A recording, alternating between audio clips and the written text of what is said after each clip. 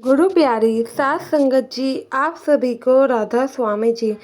सात संगत जी, बाबा जी हमेशा ही हमें कई बातें समझाते हैं। उनमें से एक बात ये भी है कि बाबा जी कहते हैं कि हम लोगों को हर पल मुसीबत के समय थोड़ा सा धैर्य तो रखना ही चाहिए। एकदम से हार नहीं मान लेनी चाहिए, लेकिन इंसानी जामा है ही ऐसा, थोड़ी सी परेशानी आते ही हम लोग परेशान हो ही जाते हैं। और क्यों ना हो, हमारे भी घर फैमिली होती है, तो बस यही लगता है, और फैमिली का मुँह माया ही जाल है जो कि हमें उस तरफ लेकर जाता है। साथ संगत जी, घटना शुरू करने से पहले आप लोगों से मेरी विनती है कि वीडियो के अंत तक जरूर बने रहें, और संगत के अपने इस चैनल को आप लोगों ने सब्सक्राइब नहीं किया है तो ज़रूर कर ले जी। साथ संगत जी, यह घटना एक गरीब सत्संगी भाई की है जो कि गांव में रहकर खेती किया करता था। गांव की खेती से ही इस भाई का घर परिवार चला करता था। इस भाई की बीवी और दो बच्चे थे। अपना छोटा सा ही काम करके, छोटा सा बिजनेस करके ये घर को चला रहा था, और अपने बच्चों को भी स्कूल में अच्छी पढ़ाई करवाया करता था। तो साथ संगत जी, जैसे कि हम जानते हैं कि खेती का काम ऐसा होता है, कभी तो बहुत ऊपर चले जाता है, और जब बारिशों का सीज़न जाता है तो खेती का जो काम है वह काफ़ी नीचे भी आ जाता है। ऐसे ही इस भाई के साथ होता है। सीज़न के हिसाब से बिजनेस अच्छा चलता है, जब सीज़न डाउन होता है तो तब इसको दिक्कत हो जाती थी, और कई बार तो इतनी दिक्कत हो जाती थी कि खाने के भी पैसे नहीं होते थे। यह भाई इतना ही कमाता था कि जितना अपना घर का गुजारा कर सके। तो ऐसे ही जब एक बार जब खेती का काम बिल्कुल ही नहीं आ रहा था, तो इसकी कमाई एकदम से रुक जाती है, और घर में इतनी सेविंग्स भी नहीं थी जो कि यह उससे थोड़े दिन अपना घर चला ले, क्योंकि ये ज़्यादा नहीं कमाता था। जितना भी कमाता था वह घर परिवार और बच्चों में ही लगा दिया करता था, तो बिल्कुल भी ज़्यादा पैसे जोड़ नहीं पाता था। तो जब सीज़न डाउन गया, अब इस पे इनकम आना ही बंद हो गया। तो थोड़े टाइम तो इन लोगों ने गुजारा कर लिया, लेकिन यह भी कब तक ही चलता। फिर एक टाइम पे जब पैसे ख़त्म हो गए और खेती के काम से बिल्कुल पैसे नहीं आ रहे थे, तो दोनों ही हस्बैंड वाइफ काफ़ी परेशान हो जाते हैं।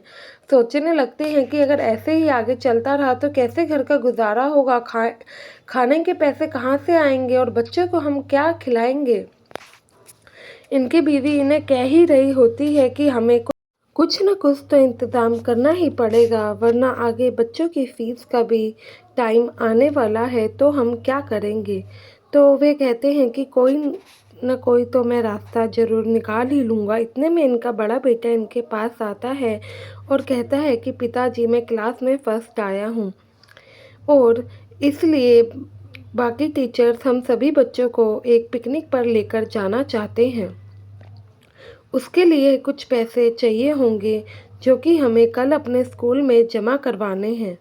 पिताजी खुशी से कहते हैं कि यह तो बहुत ही अच्छी बात है कि तुम फर्स्ट आए हो, और हाँ, क्यों नहीं, तुम जा सकते हो, मैं पैसों का इंतज़ाम करता हूँ। साथ संगत जी, घर में चाहे जो भी दिक्कत हो, माँ बाप बच्चों को तो कभी मना कर ही नहीं पाते हैं।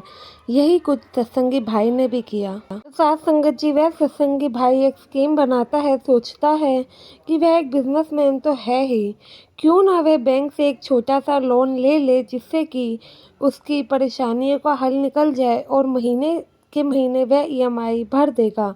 क्योंकि इस समय सिचुएशन ऐसी थी कि वह बिल्कुल भी कुछ उसके दिमाग में समझ नहीं आ रहा था, तो वह लोन के लिए अप्लाई करने की सोचता है। जहां उस बैंक में, जिस बैंक में उसका खाता खुला हुआ था, वह अगले दिन सारे डॉक्यूमेंट लेकर उस बैंक में लोन के लिए चला जाता है। वह वहां पर लोन के लिए अप्लाई करता है। जब उसके डॉक्यूमेंटेशन वेरीफाई होते हैं, तो बैंक वाले उसको लोन देने से मना कर देते हैं, क्योंकि उसके पास इतना इनकम सोर्स नहीं था कि वह लोन को चुका सके। इसलिए बैंक वाले उसे मना कर देते हैं, जिस बात से वह भाई काफ़ी ही परेशान हो जाता है, क्योंकि उसको लोन की काफ़ी ज़्यादा ज़रूरत थी। अब उसे लगता है कि भाई, मुझे यहाँ से लोन नहीं मिला है तो मैं घर में जाके क्या ही कहूँगा, और बच्चों की पढ़ाई की फ़ीस भी कैसे भरूँगा, और घर खर्च भी चलाना है। यह सोच सोच के उसके दिमाग में एक टेंशन सी होए जा रही थी। जिसका वह कोई भी हल नहीं कर पा रहा था और काफ़ी परेशान हो रहा था।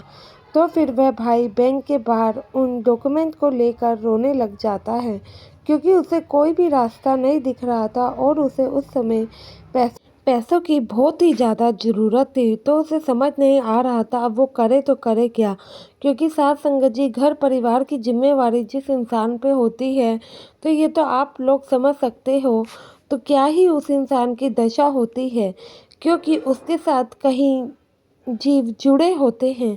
अगर इस भाई पे पैसों की तंगी होती या फिर इस भाई पे अगर पैसे कहीं से आने का स्कोप नहीं बन रहा था, तो उसको अपने परिवार वालों की टेंशन होने लगी थी कि वह कैसे अपने घर परिवार को संभालेगा, जो कि बिल्कुल लाजमी भी है। इसी टेंशन में वह बैंक के बाहर बैठ के बस रोए ही जा रहा था।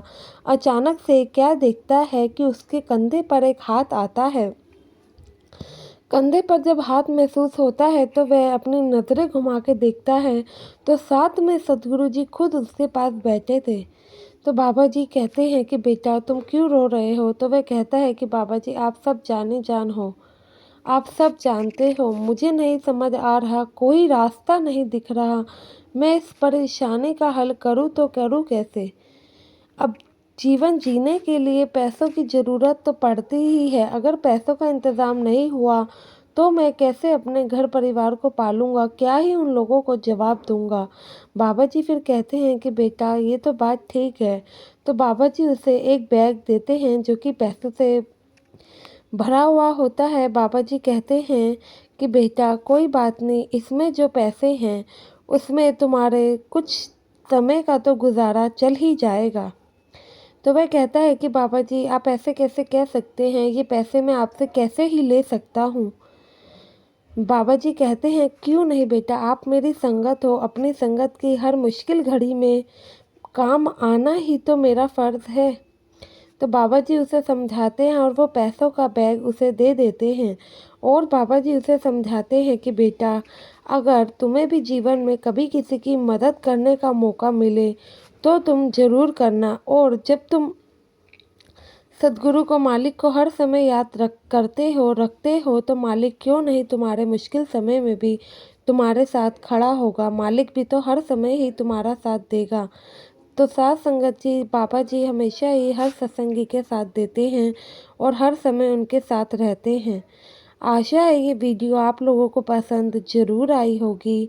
वीडियो अच्छी लगी हो तो वीडियो को लाइक और कमेंट करना ना भूले जी। संगत के अपने इस चैनल से जुड़ने के लिए चैनल को सब्सक्राइब जरूर करें जी। गुरु प्यारे साथ संगत जी आप सभी को राधा स्वामी जी।